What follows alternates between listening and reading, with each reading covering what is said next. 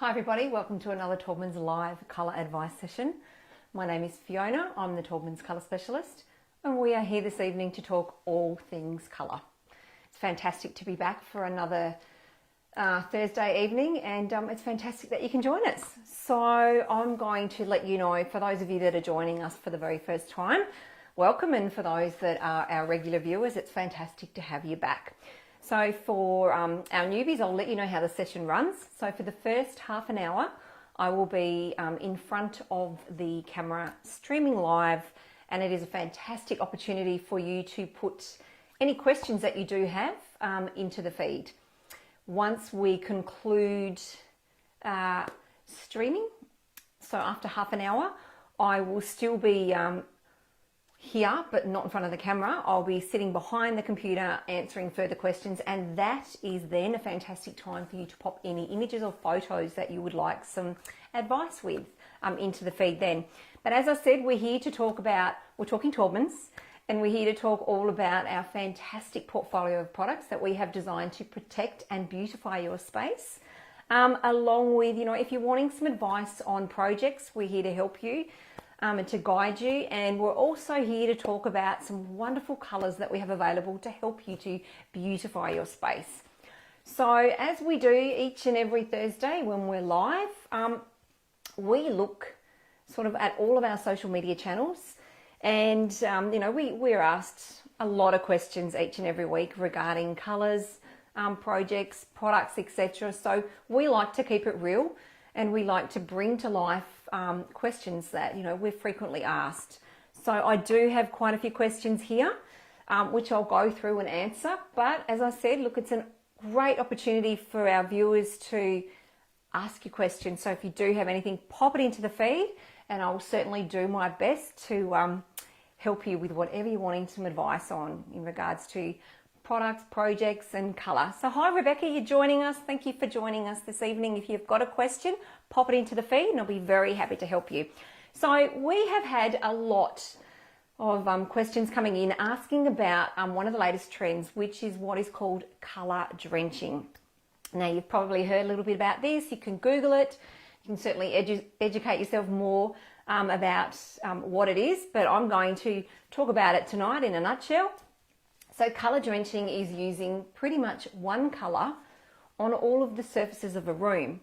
So, you've got, when I'm talking about surfaces of a room, we've got our ceiling, we've got our walls, and sort of our doors and trims. And anything else that may be in that room, you may have a mantle or whatever. So it's using that one colour. And obviously as the areas change, so does the product, and so does the sheen level. So for a ceiling, I'd recommend using a ceiling white. So that's a flat paint that's it's flat so that it stops any glancing light, and being a flat paint, it has the ability to hide any imperfections, which is really important.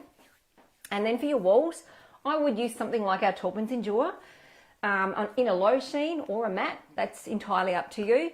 But the beauty of our Taubmans Endure is the fact that it has, it's got NanoGuard technology, so you can literally scrub the paint. It is very low in VOCs, which are the volatile organic compounds that are admitted into the air as paint dries.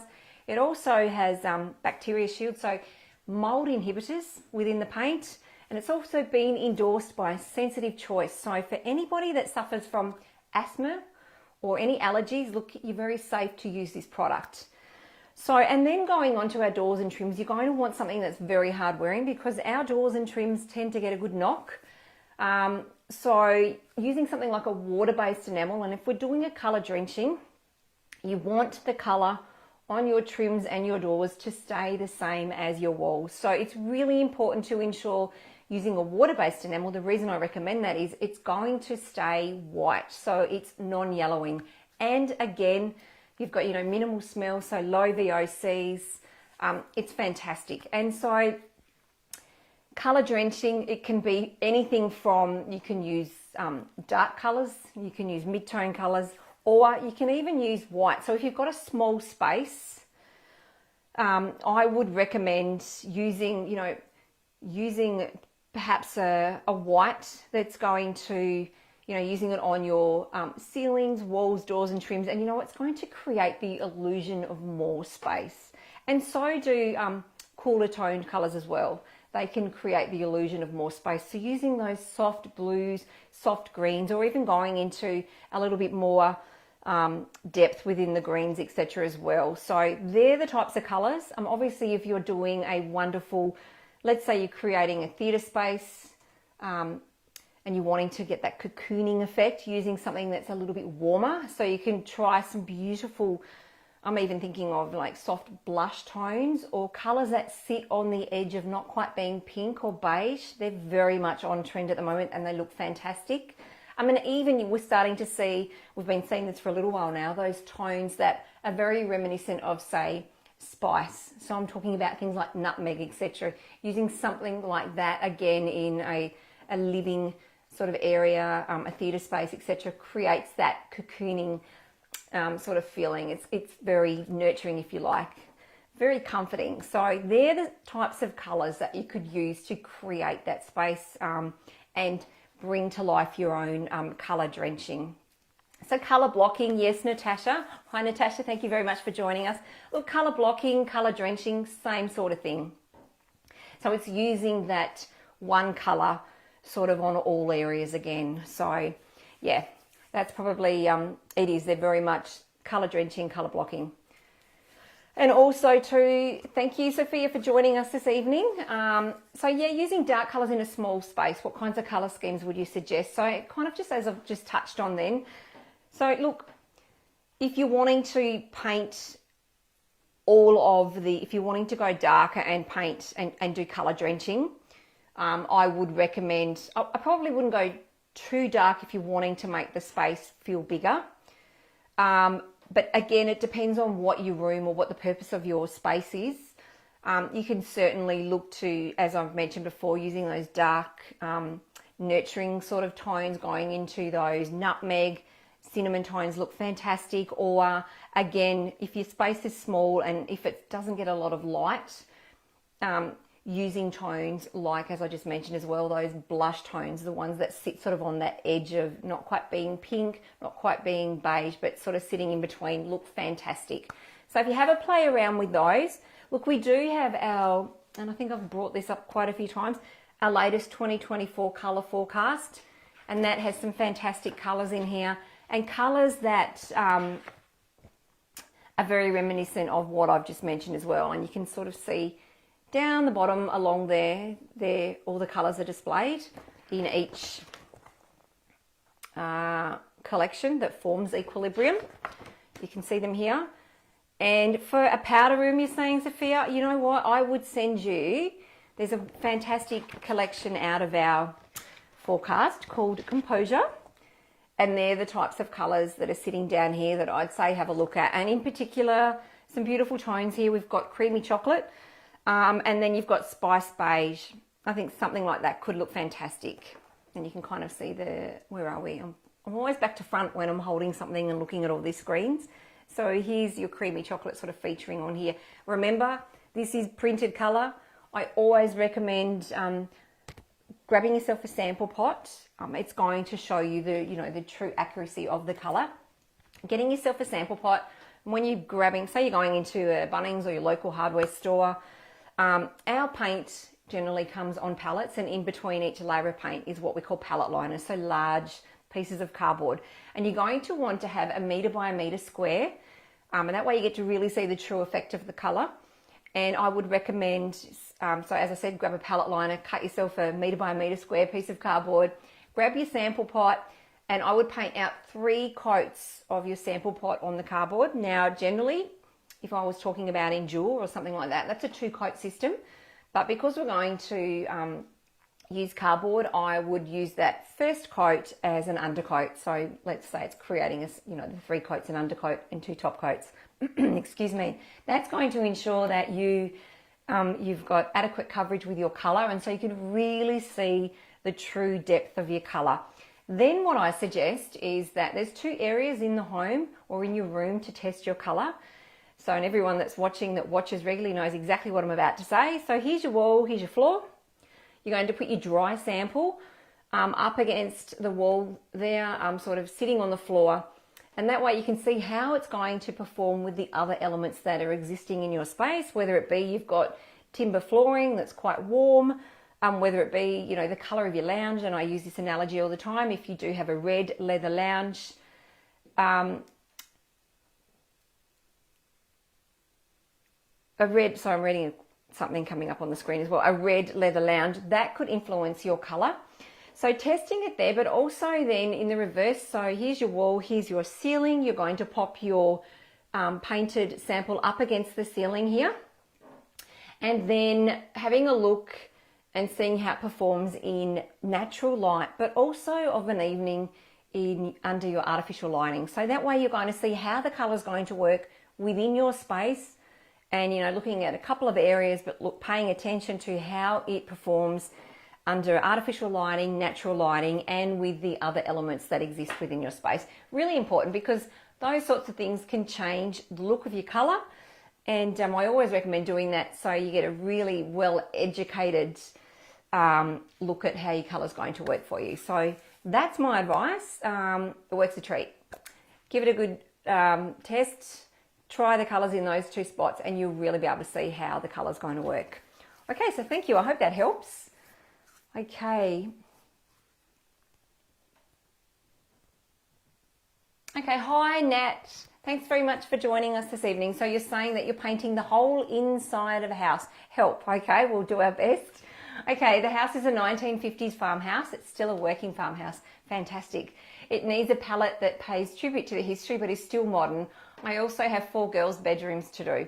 Okay, can you please give me, just so I can help to visualize it a little bit more and then be able to offer some suggestions, would you mind letting me know what other elements exist within this farmhouse that you're going to colour up, so to speak? You know, are there any stone? What is your flooring? The windows, what are the colour of the windows? How much light you receive in some of the areas? And, you know, do you have a preference to any particular colours? So when you're wanting to paint the entire inside of the home, are we looking for a soft white that's going to work really well with this style of home?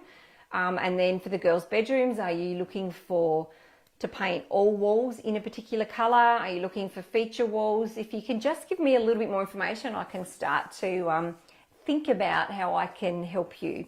Thank you.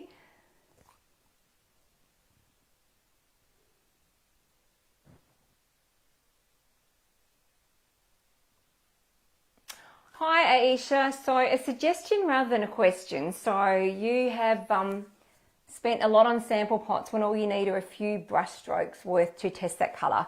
Would be much less wastage if sample pots came in smaller sizes. Okay, so we do have to have a particular, I guess to give you colour accuracy, we need to have a volume of paint that we can actually tint into, because some colours, for example, if I'm talking about, let's say, crisp white, it has very minimal tint, and it needs, if we were to give you, say, a 100ml sample pot, I may not be able to get, I may not be able to take the amount of tint down to a very small amount to create that colour for you. So we generally stick to around a 250ml sample pot so that we can ensure that we are going to get a true representation of the colour, and we're going to get the formulation for that colour correct. So that would be why we have those samples or that sizing. And to be honest, by the time you've got your large piece of card, if you like, and you've given it 3 coats, it does use a little bit of paint, and it's really important to have a large size sample pot, a large size sample that you're testing with your colour to ensure that you can see, as I explained before, you know, that you're getting a really good representation of the colour and seeing how it works and plays within your space. Oh no, that's fine. I'm glad I explained that for you, and it's probably a really valid point, and thank you so much for bringing it up, because I'm sure people go, well, why have I got so much paint left over when all I'm wanting to do is test just that little bit? But I think, you know, by the time you get your large piece of cardboard, giving it 3 coats, that uses quite a bit of paint. But it's also really important to ensure that the colour that you're testing in that sample pot and that formulation is going to be correct, giving you the correct colour, like correct output, because the last thing you want to do is, you know, you get your sample pot, and, you know, we can't break that formulation down small enough because it's a very small amount of paint, and then you take it home, you test it, and then you go, yeah, I'm happy with this color, and then you go and buy a larger 4-litre can, for example, and because we couldn't break it down enough originally, popping that true, if you like, formulation into the 4 litres is going to give you a different color. So that's why we always stick with a 250ml sample pot. So I hope that answers, and thank you for that, because that's a really good question, because I'm sure lots of other people are sort of wondering that as well.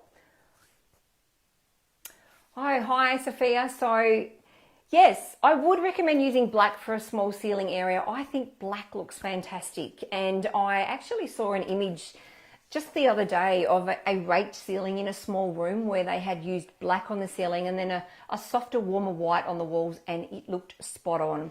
So just be mindful when you're looking at your blacks. So blacks do have different undertones. So it depends on how you are wanting your space to feel. So you've got your blacks that have more of a bluer undertone. You've got blacks that even have a little bit of a green undertone. And let me see, I'm just going to see whether I can bring something up on the screen. For some reason I have locked myself out. Always happens when you're live. But I could possibly show you on here, but I'm not sure. I'm lit up like a Christmas tree in here, so I don't know whether you'll be able to see the true representation of the colours if I hold them up.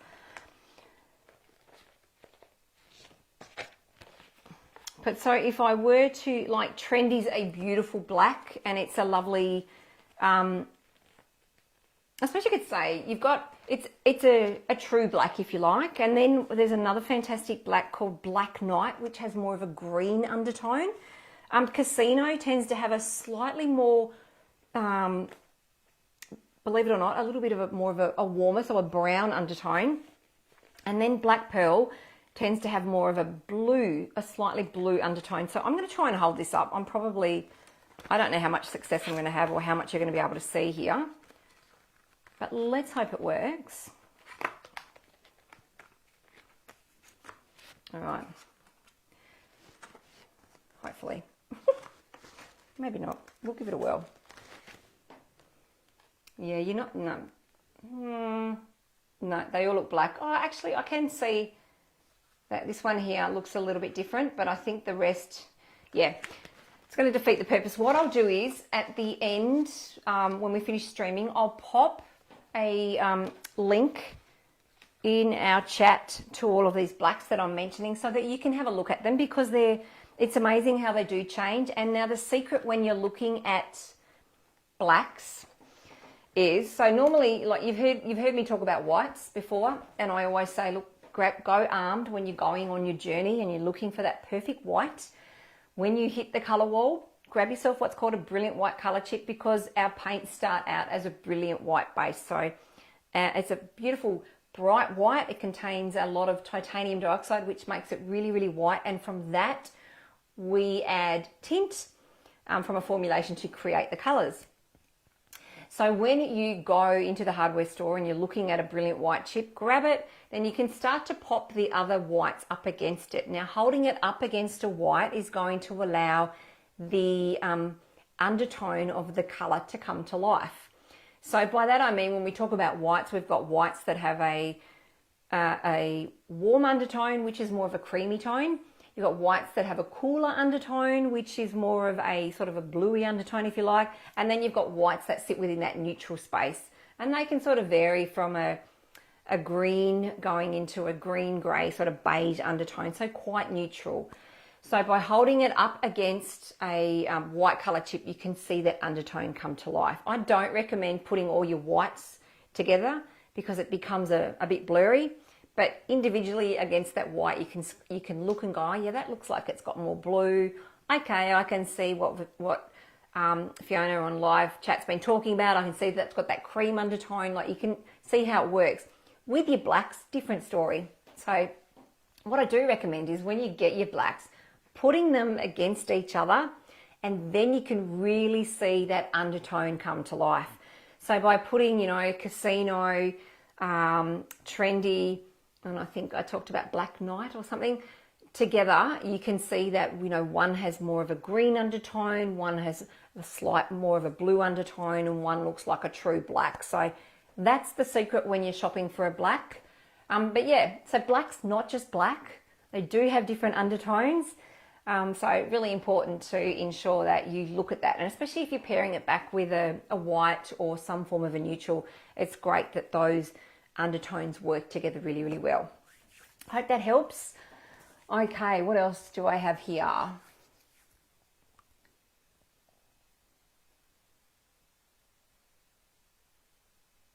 Okay, so thank you, Nat, for coming back to me. So mainly north facing house. Okay, so you've got black windows, you've got a concrete look floors or charcoal carpet, beautiful. Lots of wood features, mainly black wood. Don't want an all white house. Perfect. So if you're not wanting an all white house, is another question. Sophia, you're very, very welcome. Okay, so if you're not wanting an all white house, are you wanting an overall colour to carry through the home? And then obviously when we're looking at your daughter's bedrooms, etc., giving you different colours, or are you wanting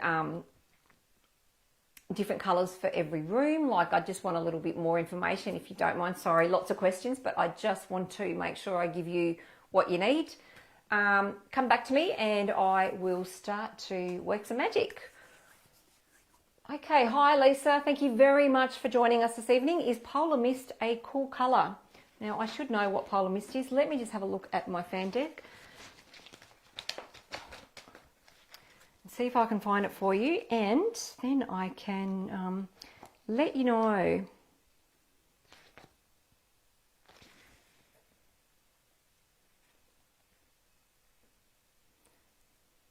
I don't know, I think they're making this writing very, very small. Let me have a look at it online. Let's see what I can find here. That might be a quicker way.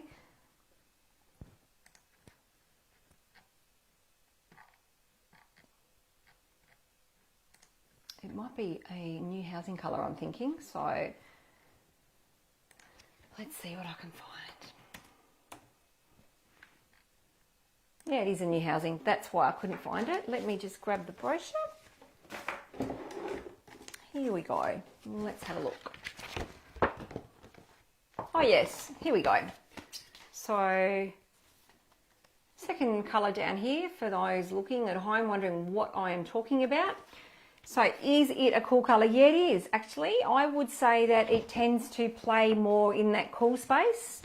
Still a lovely cool colour.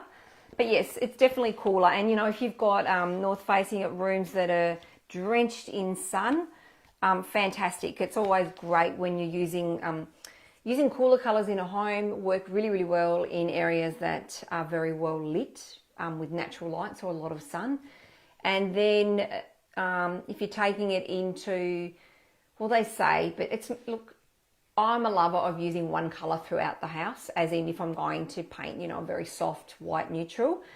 But if you've got areas that lack a lot of light and they're very, very minimal light, I guess it's just important to be aware that when you use a cooler colour, sometimes it can look a little bit more greyed off, if you like, or for want of a better word, it can sometimes look a little bit dull. So they do say, you know, in areas that lack a lot of natural light, to use a colour that's slightly warmer. That's just, you know, it's an old design rule, if you like.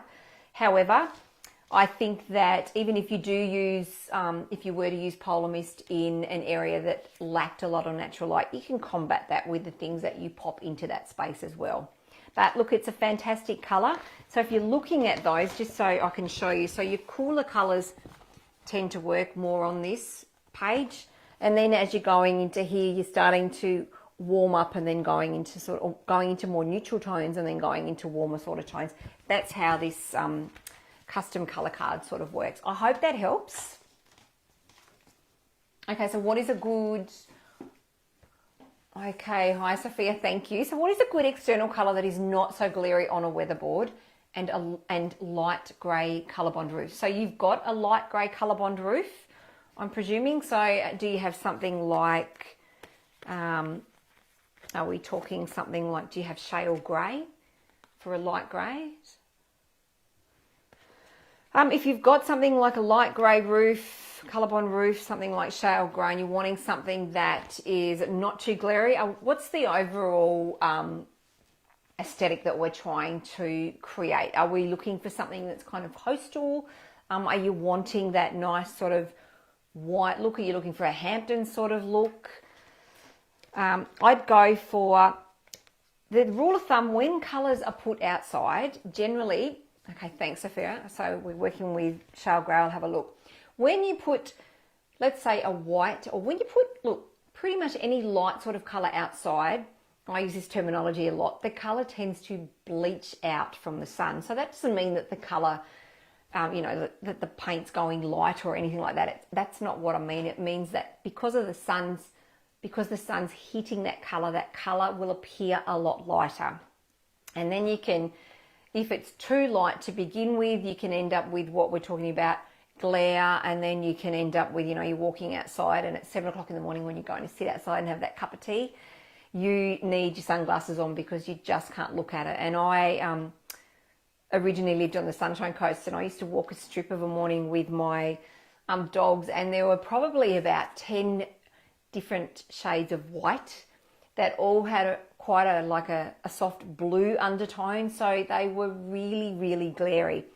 So what I look at when I'm talking about whites for exteriors are obviously looking at what else is existing on the external facade, the style of the home, the aesthetic that you're wanting to create, where the house is situated, etc. You take all of that into consideration.